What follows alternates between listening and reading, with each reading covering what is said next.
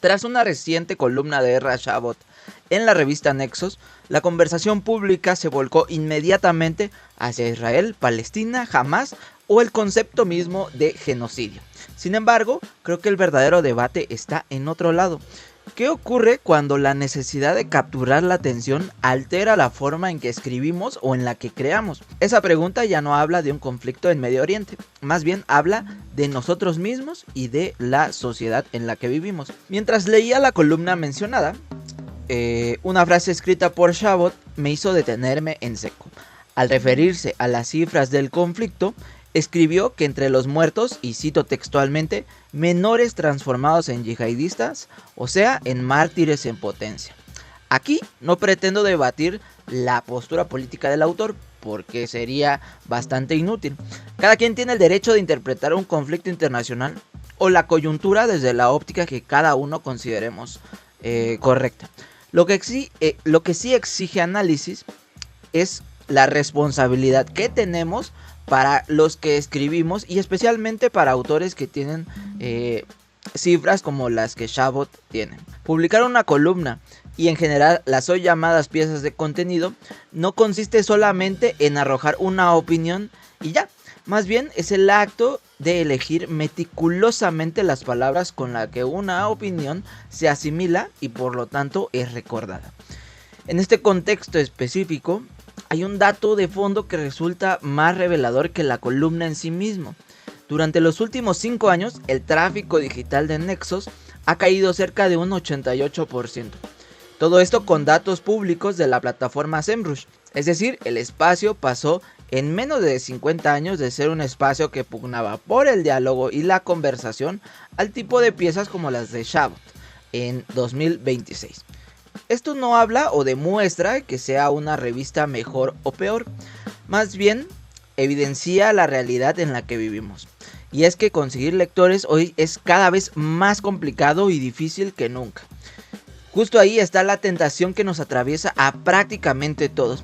Cuando la atención escasea, el incentivo para escribir o para crear, sin importar quién seas, no solamente es el espíritu de escribir o de crear, más bien es buscar ser lo más escandaloso posible que podamos.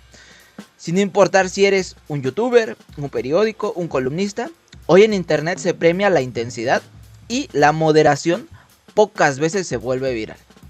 Esto explica por qué nuestro lenguaje público ha ido perdiendo cada vez más sus matices. El caso de Ezra Shabot nos sirve precisamente para esto. Es el síntoma perfecto que nos permite y más bien nos obliga a tener esta conversación hoy día. Poco a poco normalizamos expresiones que hace unos años habrían provocado una discusión editorial muy profunda. No aseguro que este haya sido el caso deliberado de Shabot, pero es innegable que el ecosistema donde hoy publicamos empuja precisa y exactamente hacia ese abismo.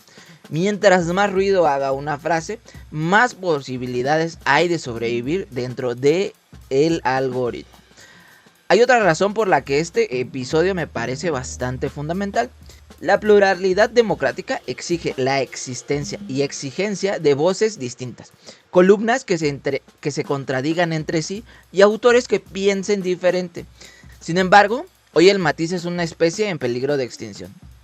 Y la pluralidad no puede tratarse solo de gritar desde esquinas opuestas. Hoy una democracia necesita disidencia, sí, pero su viabilidad depende de que existan espacios para la reflexión que sean calibradas. Renunciar a los matices es renunciar a la calidad del debate en medios públicos y sobre todo hoy día en internet.